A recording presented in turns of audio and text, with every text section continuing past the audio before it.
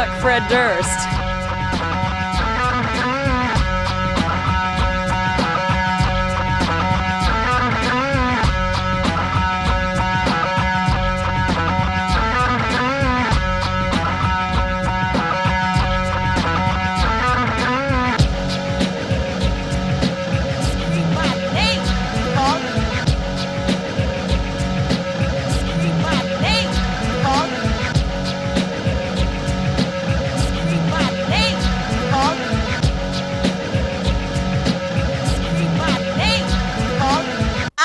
To hear you scream my name, punk!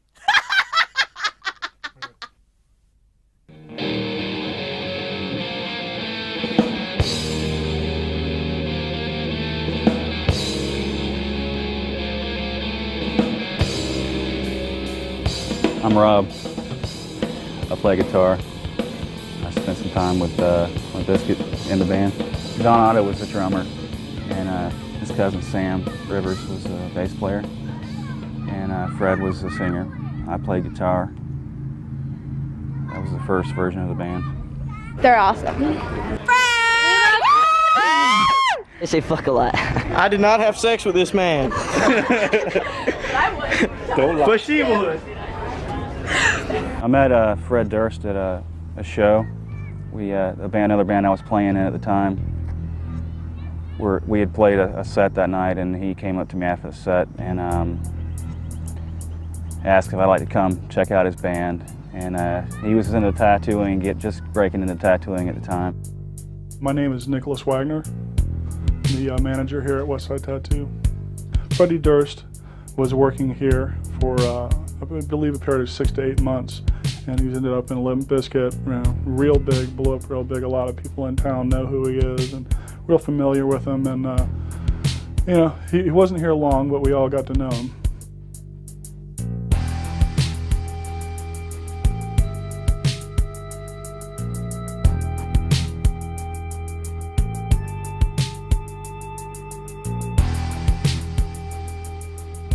I met the band, met John and Sam, we jammed.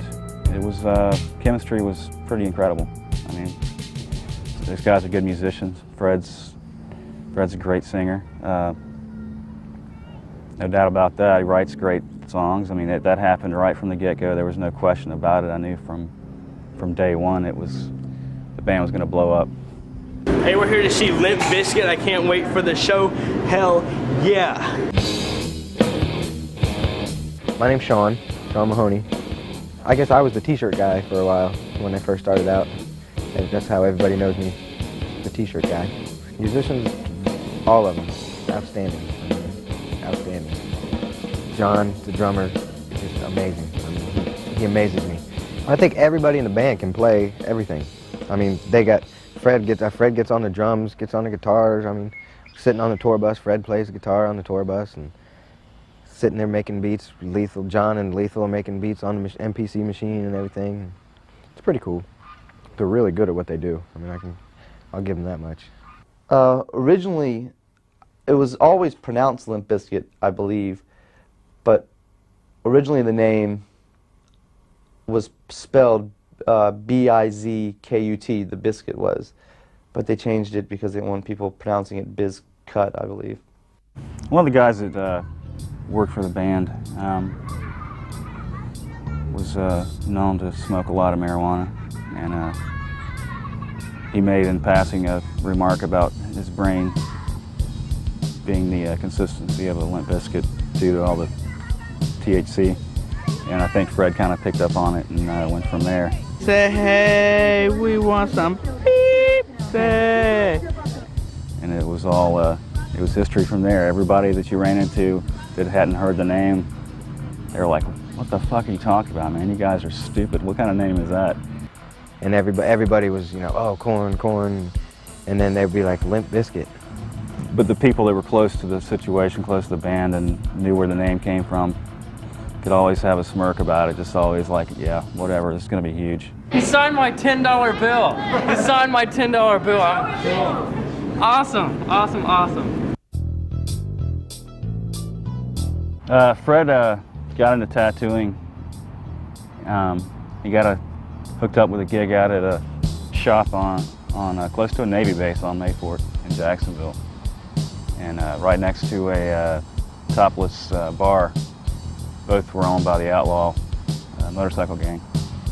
And I hooked up with Fred after we started playing together, and hung out at the shop and basically apprenticed under him. And a lot of hanging out, just going next door to the bar, drinking beers, talking to the girls, and doing a little tattooing every now and then, body piercing.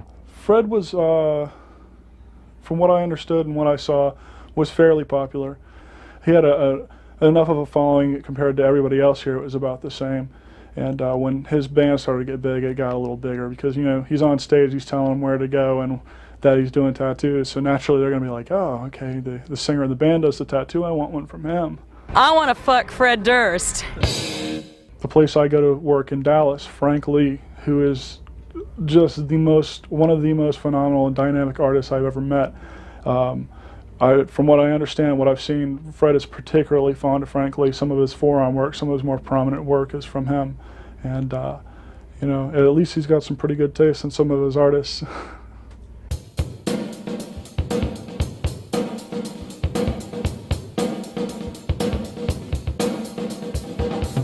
And he continued to work in different shops until I guess 6 months into his career as a tattoo artist, he had a stint in Philadelphia. He worked up there for probably 4 or 5 months, and that was during that time that the band kind of took a break for a while. I'm going to stop here because this is like Wes enters the picture.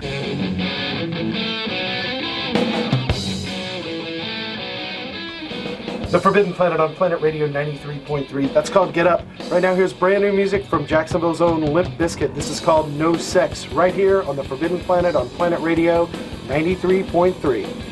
I'm Robert Goodman. I do a show called Forbidden Planet and a show called Open House here in Jacksonville on Planet Radio 93.3. My show was like the first show that really supported Limp Bizkit and gave them a lot of airplay.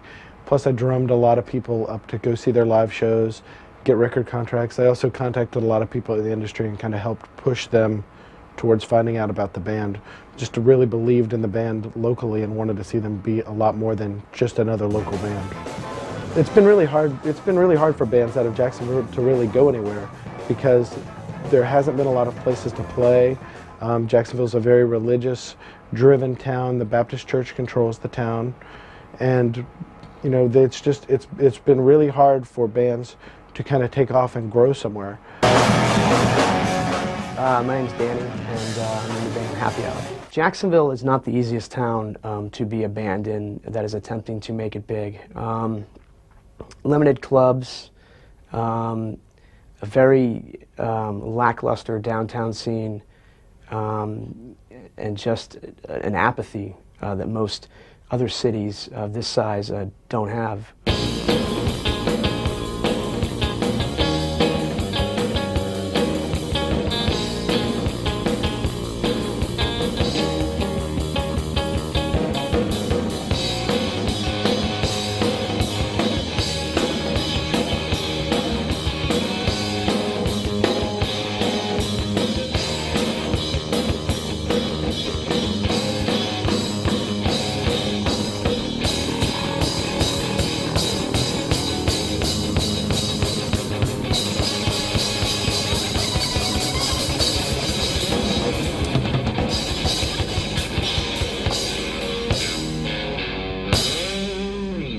It's a small town, you know, through population size, but geographically it's huge. And I mean, there are some good places as far as this town. Like the 5 Points area has like 3 or 4 walls that are commissioned for people to graffiti on. So I mean, they embrace a lot of like the urban elements. You know, they embrace break dancing in a lot of places in 5 Points. A lot of the clubs, I mean, although the scene's kind of exploding down here as far as like the dance scene, I mean, it's a fairly positive, it's staying pretty positive scene. So I mean, there's a few big clubs in Jacksonville. Yeah, there is some dead spots and there can be nothing to do, but it's just like any other town as far as that goes. My name is Sage, and I'm the ex-girlfriend. And I guess I just helped with the lyrics. He just pretty much wrote about things that we had gone through. That's how I helped that way. First concert that I went to, Limp Bizkit, was at the Milk Bar. And it was there was hardly any people there at all. It was very, very bad, actually. They weren't very depressed, I guess. They were just trying to get around and get out and get people to listen. Just their normal following people, probably 15 people that just knew about Limp Bizkit and just always came to the band room and just was there the whole time.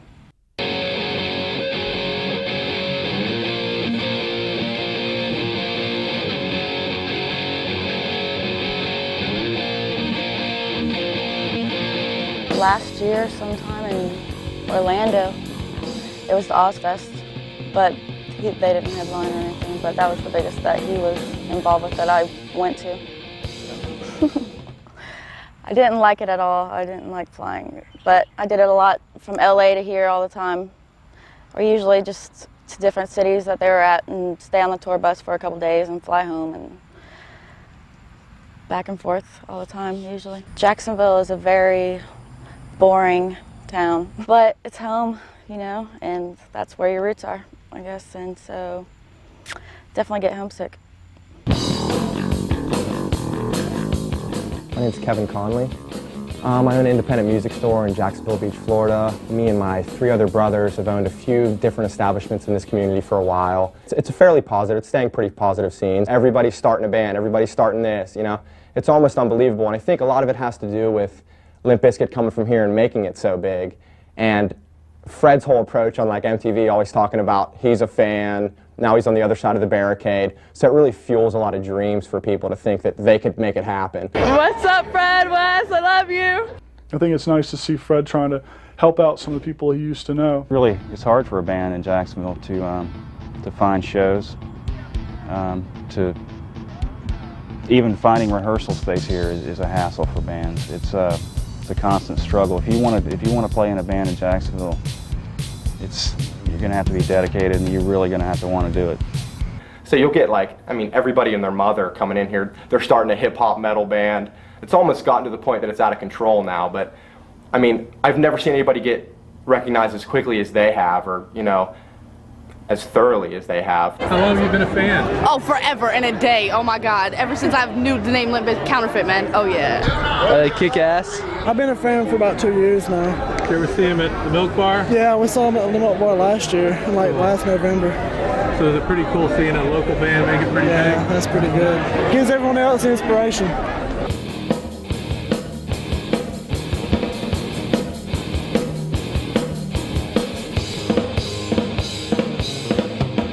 My name is John Citroni. I am the Arts and Entertainment Editor for Folio Weekly. They were becoming a fairly well-known local band. They didn't have the stature of what might be called a regional act. But I started hearing about them playing, you know, being the calendar editor here at the time, I was putting their show dates into the calendar and misspelling their name. And didn't know much about them except that they were playing the clubs with everybody else. Their act hasn't really changed. In fact, I remember seeing Limp Bizkit, oh geez, I would say a couple years ago, a good year before $3 Bill Y'all came out, and they were playing a show and there weren't that many people there, but they were still really into it. Fred was still running all over the place and screaming. So the music may not have changed. It may have evolved. I mean, they do some different stuff now. Money and a really good studio can let you do more, but they've just blown up.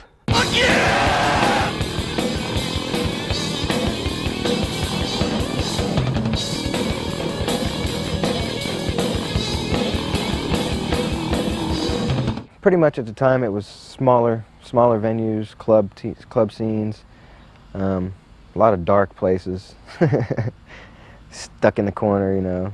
A lot of people, when we first started out, before they knew who Limp Bizkit was, they were like, you know, Limp who? What's that? They played in places like around here, what used to be called Spike's Doghouse, little tiny stage. I mean, you could barely fit them all on the stage. I mean, it was I mean, Fred would be walking around, you know, like in the barricade or whatever. He'd be down on the floor, just, you know, singing, walking around with the people, like the 5 or 10 people that might have been there. You know, he's just hanging out with them. Band's first show was at a place called Spike's Doghouse in Jacksonville, and we came out on stage and look over, and Fred's got a Metal Flake Blue motorcycle helmet on with a Playboy bunny insignia on the side, no face mask. He looked silly as hell. It was great, and I could hardly play the first song for laughing.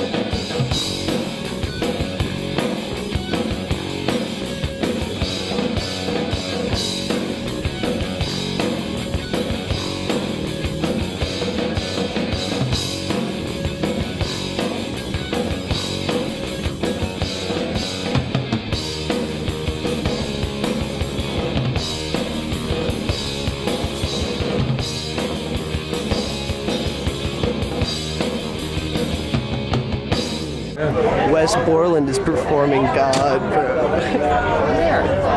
Limp Bizkit in the house, y'all. Hell yeah. How long have you been fans? Ever since they came out with their first album. Tallahassee. We're from Tallahassee, man. You come all the way for the concert?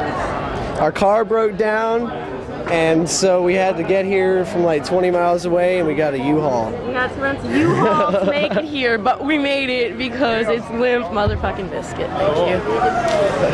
Enjoy the show. Lots of love. My name is John Jenkins. I work for Sally Corporation. We do animatronics and robotics. I do the digital audio side as well as the programming side, and we also do the mastering here as well. I first met Rob Waters, was the first original guitar player for Limp Bizkit, and he was the one that approached me with the idea to basically record the band at my studio. I've known Rob for a while, and I've known him before that for a few years. He's been in several different bands in Jacksonville, and he decided to approach me with the whole idea of recording Limp Bizkit, and at the time Rob was in another band as well. So I was like, well, yeah, I'll see what I can do with that. And the name kind of threw me at first. You know, I hadn't never heard of a band called Limp Bizkit, but I was like, sure, you know, I'll do that. And we recorded around '95. We put together a 4-song demo and mastered it at another studio, and went from there. I want to hear some Limp Bizkit, man. Okay, cool. Thanks for listening to Forbidden Planet. Peace. All right, man. Every specialty show plays things for a couple of weeks. They play the flavor of the week, and then they go on to something else. Well, on my specialty show, they were the #1 requested thing for 60 weeks. Things don't last 60 weeks on a specialty show. It was amazing how much the phones would light up. I mean, I could just answer the phone Limp Bizkit line instead of Forbidden Planet. It's just crazy. The Limp Bizkit's music at the time, when we did the first demo, was very similar to it as it is now. It was just a little more on the heavier side. There was no keyboards. There was no turntables, anything of that nature. It was basically guitar, bass, drums, and vocals. And it sounded a little more stripped down, but I liked it. You know, I liked the material. When they first day of recording, I really liked the material, and told Rob about it. And, you know, it was one of those things where, you know, you record for long enough. I mean, I've been in studios since I was 14, and you know, you record enough bands, you see one like that come along, and you kind of can tell it's a different sound, different kind of vibe, and you know, something could happen with the band.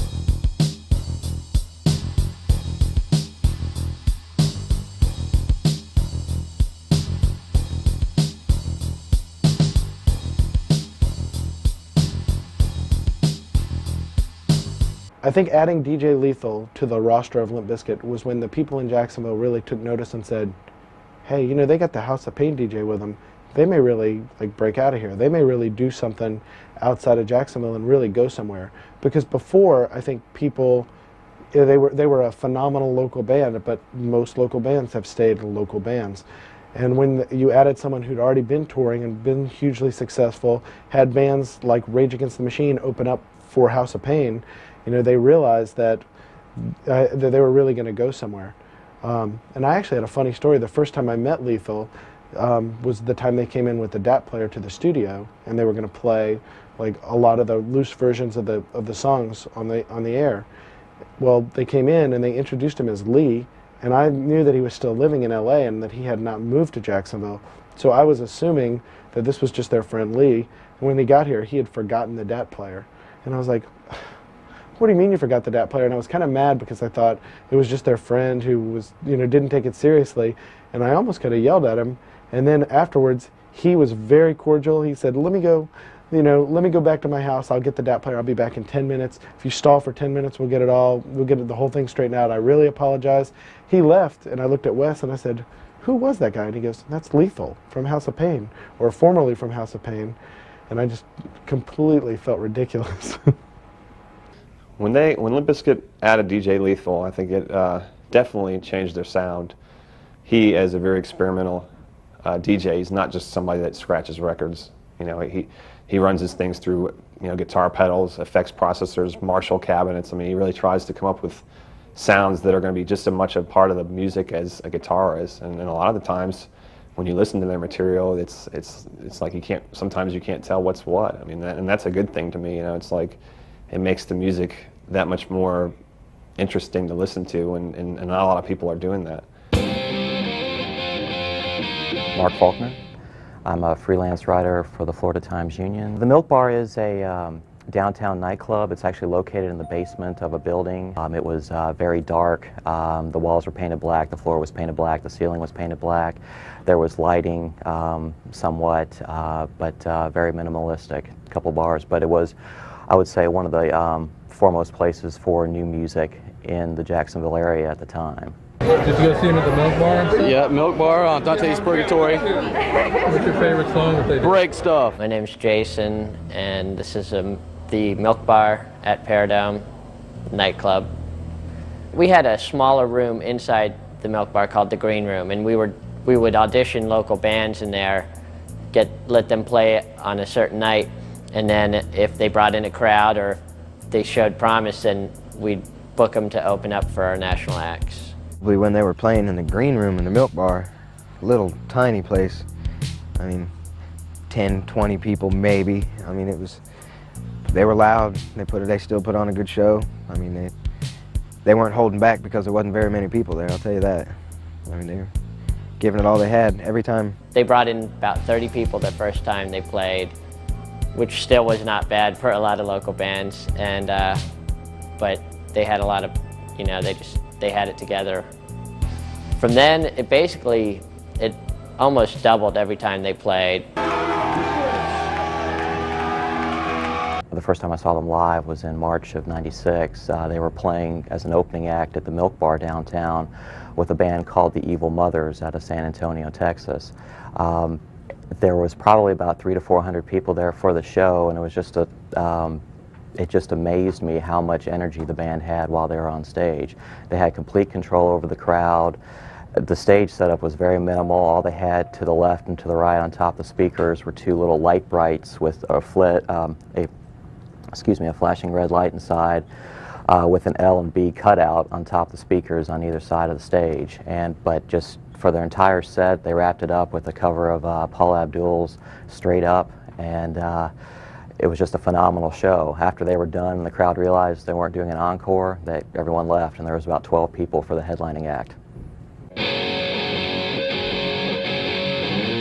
It seems that whether it's a tattoo or cleaning somebody's floor, as long as you get the demo into the right hands at the right time, is key to your success. As far as Limp Bizkit, you know, making a connection with Korn, I thought it was pretty logical. I mean, they were similar, you know, in sounds. Fred somehow, I think he was tattooing one of the guys in the band at the time or something of that nature. Korn played in Jacksonville at the Milk Bar. Fred hooked up with Fieldy from Korn. went up and introduced himself as a tattoo artist and asked if the band wanted to get free tattoos. And he tattooed a Korn tattoo on Brian's back. And pretty awful tattoo. But I think Brian got it covered up. From what I understood, it wasn't even during business hours. He had met him at a concert, was like, hey, I do tattoos, would you like to get one? And you know, he was like, okay, sure. You know, they came in, they did the work, and next time they came back, they came looking for Fred. The joke is that he had done something wrong and they came looking for him and he got to know him. I don't know if that's true or not, but that's the joke that goes around. It could be true or not. You never know. At the same time, the guys from Korn were dropping the demo into some producers' hands, some execs' hands, and I guess being in the Korn arena and people who are associated with that genre of music, Deftones and Rage Against the Machine before all of those guys, those kinds of producers are looking for those kinds of acts. And I don't want to say it was overnight success, but they certainly had Fred Durst and the rest of the band in the right spot talking about deals. He slipped Reggie a tape, which Reggie passed on to Ross Robinson. And Ross dug it. Ross was into the band from the get-go. I guess he caught some of the buzz that was going around. And the songs were good. And from then on, it was a matter of Fred working his magic on the phone and talking to management and producers and people in the industry, man. Just he had them all connected like right away. He was hooked up with all these people, and it was never-ending phone calls around the Limp Bizkit rehearsal house. Fred's always getting calls from all these people, and it was clear that Ross was the one to produce the band, but Fred definitely made his way in the business pretty quick. If I had just one memory to think of Limp Bizkit and my mom, it would be still when they were in my studio and I was basically setting them up, setting the microphones up and kind of telling, you know, Fred, hey, this is the way to do it. You know, this is a microphone that's supposed to be stationary and you're supposed to sing into it this way, and him going, no, I want to, you know, handheld mic, I want to run around, I want to do this and that, and just, that was the first impression that I'll always have in my mind. You know, it's a funny thing, and even at that time, you know, I was having to kind of explain things to Fred, and then when we mastered in another studio, I took it to be mastered, and we redid the vocals, and then I just said, okay, this is how you do it, and he finally gave in. So I knew at that point he was going to be somebody to be reckoned with, you know. After we did the demo, the first thing that was on their minds was really not just to start playing out everywhere in Jacksonville. It was really, I kind of got a vibe from Fred and Rob as well, that they wanted to just try and shop, you know, the tape as it was. They really liked the way it turned out. Originally, there was a demo version of Counterfeit that came in that when Limp Bizkit had opened up for Korn here at the Milk Bar in Jacksonville, they had decided that they were going to make a demo tape and they needed it immediately. So they went to somebody's house in the middle of the night and recorded a demo tape, and Counterfeit was one of the songs, and it was very, very basic, kind of loose and raw. Actually, the version is really the demo version is really amazing. And they came in and I recorded it off onto a cart, and we just played it off the cart. That was originally the only track we had, and I played that for almost a year. As far as Fred Durst is concerned, I think he did have a lot to do with the band because of the fact that he just has a mindset where it's like, yeah, you know, I want to get this band signed, I want to do something musically. So he pretty much, and he has a good personality for that, to talk to other people and to say, you know, this is what we're kind of trying to do. You know, can you do this for us? Can you do that for us? And he's good at that. Okay, it's been so nice meeting all you guys. Awesome. What? Take off your shirt. Oh, get out of my face, dude. I know that Korn came through town. They played Club 5, and we took the tape to Korn after they played or before they played, one of the two. Went to the bus, gave them the tape. They listened to it. They liked it, you know. And I think they gave it from that point to Ross Robinson, and that's how the ball kind of started to roll. Fred was pretty abrasive. He was definitely a rock star before he got to be a rock star. He had the mentality, and I can't say I'm surprised he made it, because when someone's that aggressive, they're going to get what they want. Each one of them in the band would go out and get all their friends to come, and Fred, the singer, was really good about getting people motivated to come out and see his shows. We left Jacksonville 2 days before Labor Day. On Labor Day morning, approximately 6:30, the driver of the van fell asleep, ran off the road. He overcorrected and crashed the van into a guardrail. Everybody had been sound asleep up until the crash, and right when the van started to sway back and forth, people were waking up, and you heard a lot of screaming, and it happened in a matter of a split second, but it seemed like it was, you know, an hour, because the details are so vivid. We hit a guardrail. The van rolled 3.5 times. I was ejected out of the passenger door window. Fred and Sam received pretty serious injuries on their legs and feet. They were asleep in the back, and their feet went through the window.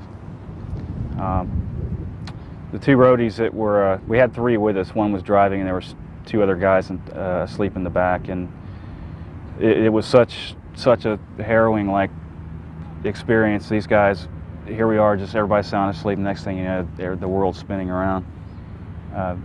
The back doors flew open, and one of the guys started to fly out, and one of the roadies reached out and grabbed him, snatched him, held him in place till the van stopped moving. John and Sam and Fred, everybody was all cut up. We were banged up pretty good. Terry Balsamo was also in the van. He had glass coming out of his skin for the next 2 or 3 months.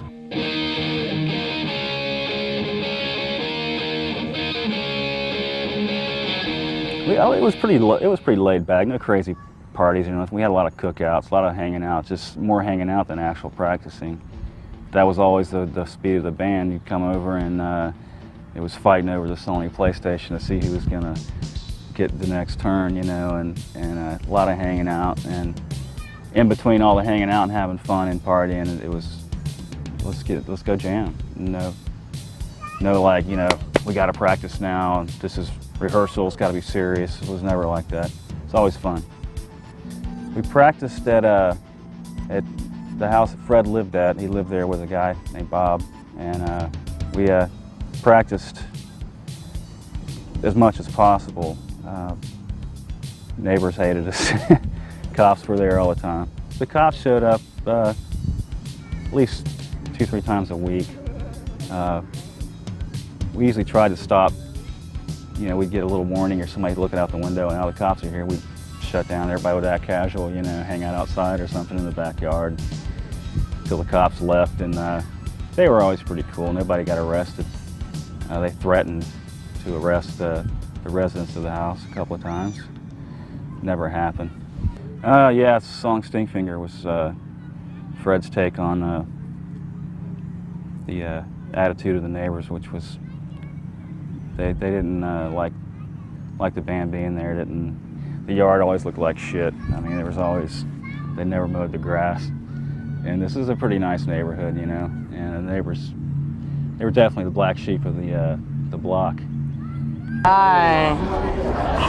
Cool, that was neat. I like that. You like that? That was pretty fun, huh?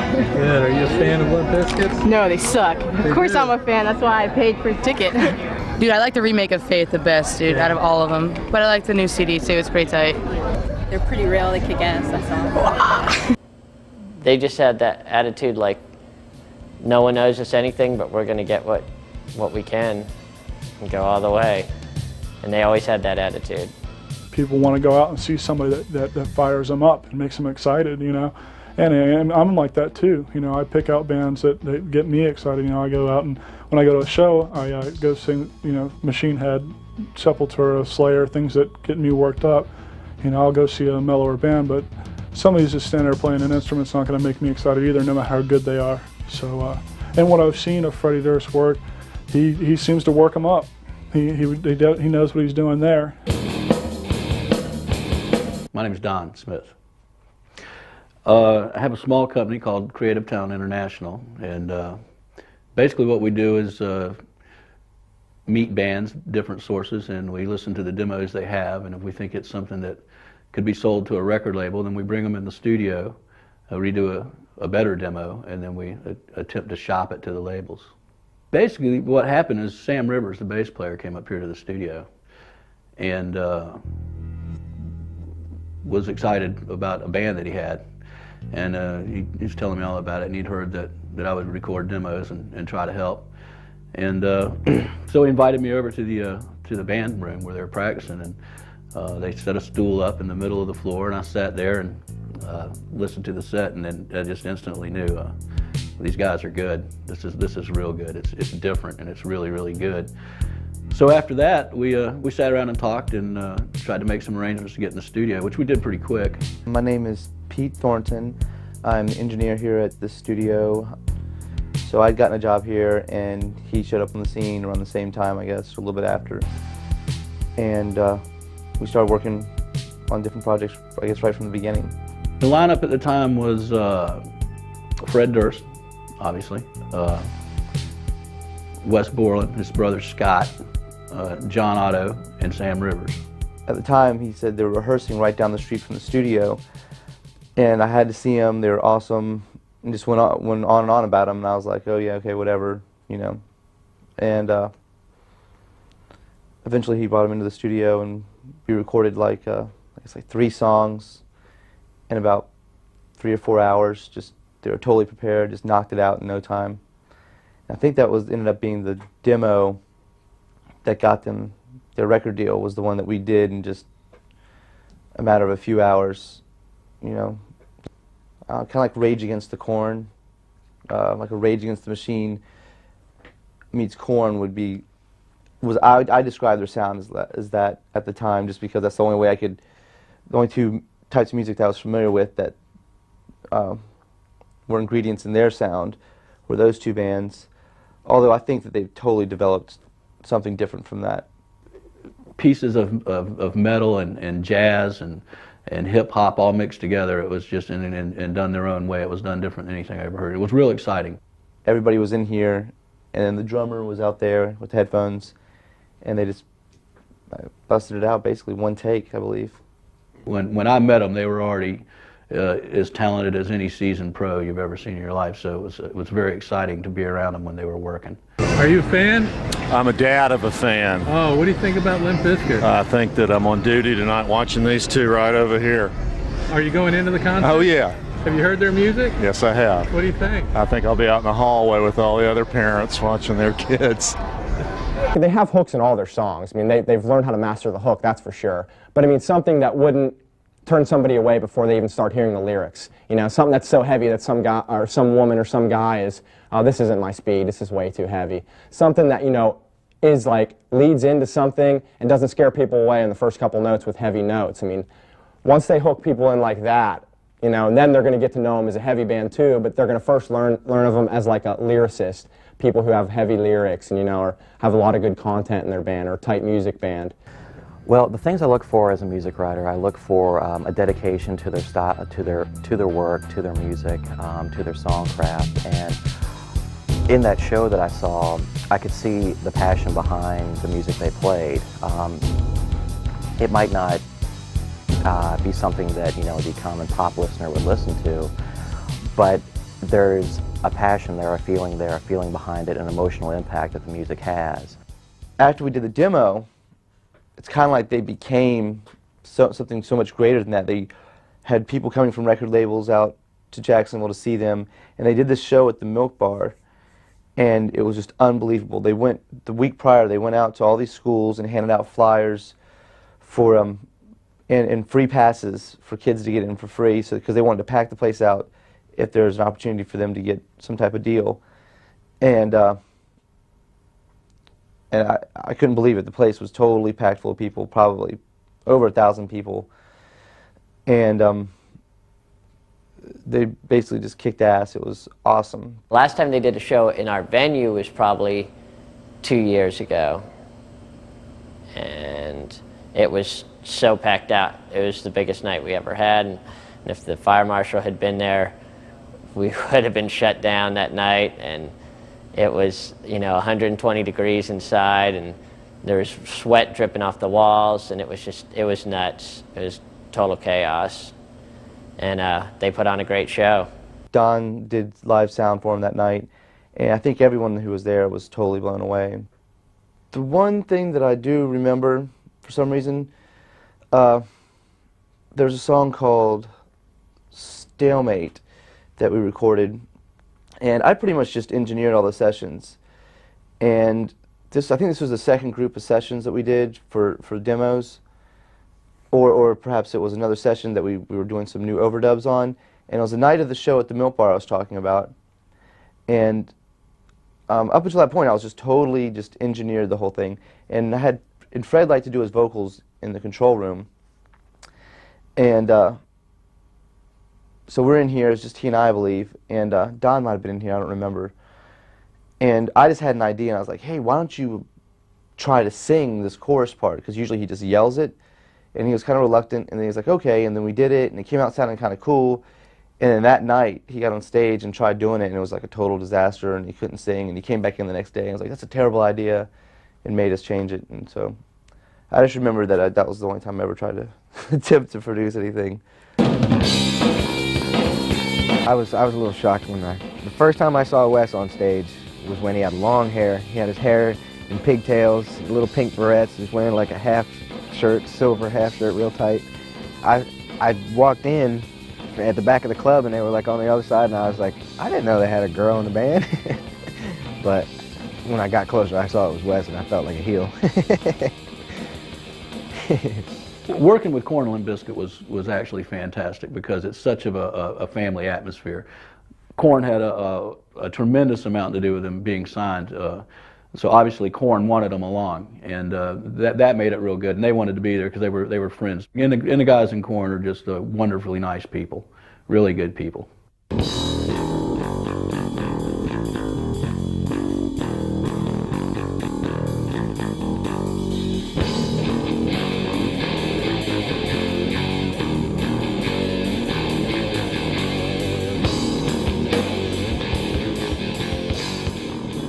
To a topless bar, and Wes ran out of dollar bills, so he decided to put all of his change. He dropped it in the girl's G-string, which it fell out and went everywhere, and she was quite upset. And it took me some time to convince her that he wasn't being mean. It was just all the money he had, so he was donating it. Of course, with Wes, he's a super intelligent person, and you never know if he's joking around or if he actually did it innocently. But I think he did it innocently. There was times when we were ecstatic to sell 5 t-shirts. I mean, I'd come back on the tour bus and I'd be like, guys, we sold 5 shirts. They're like, yeah. And it just, every day, it just started getting bigger and bigger and bigger. And it's just like, I mean, hey, we sold 500 t-shirts today. Oh, that's cool, you know. Now they're selling millions of shirts, making millions of dollars.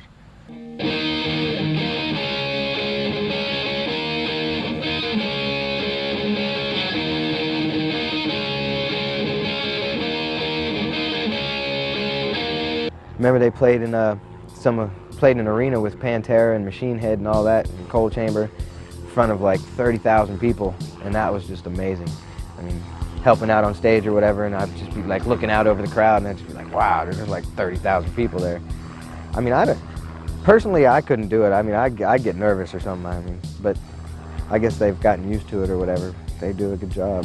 One time on the bus, we had a few drinks, and I passed out. And we woke up in Texas at a truck stop, and I got off the bus to go to the bathroom, and they'd completely painted me with magic markers. My face was completely painted, which I didn't realize until I walked past all the truckers and went to the bathroom, and I saw myself in the mirror, which was shocking. And it was permanent ink, so it took about half the tour for it to wear off. Later that day, I discovered they'd done my belly and made faces on my stomach also. So that was pretty funny. They got me on that. There was a couple little homemade films we made in the bus, playing cards, Fred and myself playing cards that was pretty hilarious. We used to do some mock interviews that were kind of funny. Being with the guys is cool. The guys as individuals are really cool people. I mean, they're really a lot of fun to be with. I mean, I kind of saw, you know, living in such tight quarters with them, I saw like the good side and the bad side, you know, which it was good. I mean, they were good people. I had a lot of good times with them, a lot of fun. When you go to one of their concerts, you can see it's not just one certain group of kids there. It's a mixture of kids they can be from 12 to 30 years old and just all kind of people, and they're all there, and they all like the music. So the theory, it really did work. I mean, the band didn't ask me to do it or anything, but because I talk to record companies every week, every promotion company I talk to, every record company I talk to, I would say, well, you got to check this band out, Limp Bizkit from Jacksonville. And when Flip signed them to Interscope, I had been telling the Interscope guy about him. He goes, hey, we just signed your boys, the guys you've been telling me about. And it was like a couple weeks to a month before he even heard it. And then when he heard it, it was really weird because I'd been telling him about something for a long time, and then it was his project. So I would say that everyone I talked to was aware of them for a long time before, you know, there was anything even to hear. They were always constantly experimenting.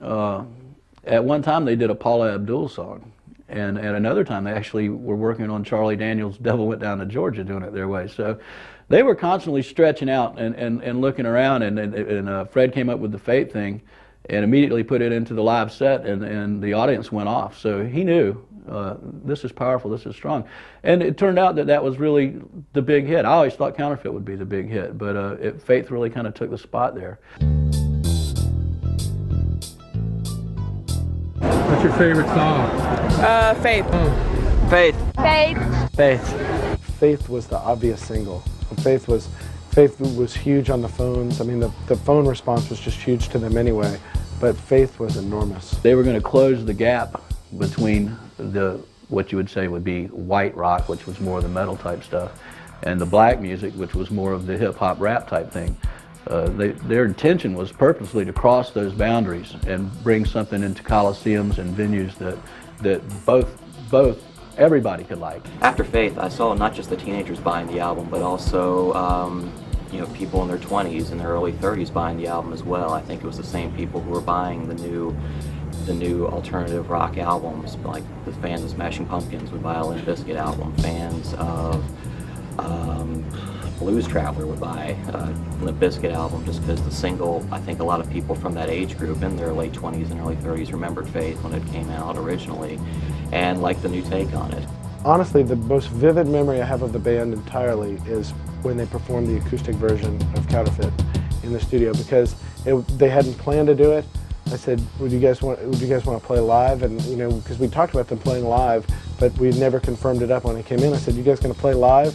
And they kind of looked at each other and they said, we'll play live, we'll do it. And they just did it totally off the top of their heads, and it was as brilliant as anything on their album. So to me, when I think about it, that was the most amazing thing. Probably because I can't go back and recreate it either. And I think this album's just, I mean, it's already way bigger than anyone really thought it was going to be, and I think it's going to be even bigger. I think, you know, bigger than the Backstreet Boys, bigger than Spice Girls.